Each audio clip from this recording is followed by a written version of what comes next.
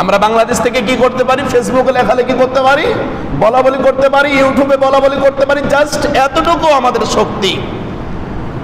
আমরা কেউ যুদ্ধ করতেও যেতে পারবো না, আমরা যুদ্ধ করার ক্ষমতাও রাখি না, জাস্ট শুধুমাত্র এইটুকুই, যারাই আমরা ফেসবুকে লেখালেখি করি আমরা সালাত আদায় করি না, যারাই ফেসবুকে চলাফেরা করি সুদের সাথে জড়িত আছি, যারাই আমরা ফেসবুকে লেখালেখি করি মুসলিমকে কেন মারা হচ্ছে, কেন মারা হবে, আমরা অন্যায় গুনাহের কাজের সাথে জড়িত আছে। আপনার কথা কেন শুনবে আল্লাহ?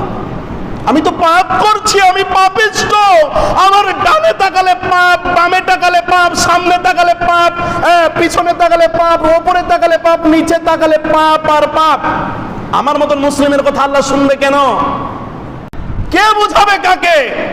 বাপ সিগারেট খাচ্ছে ছেলের সামনে, ছেলে সিগারেট খাচ্ছে বাবার সামনে, বাবা মসজিদে আজান হচ্ছে, বাবা বেনামাজি বাবা মসজিদের সামনে দিয়ে হেঁটে যাচ্ছে, ওই সন্তান মসজিদের সামনে দিয়ে হেঁটে যাচ্ছে। কে শেখাবে কাকে?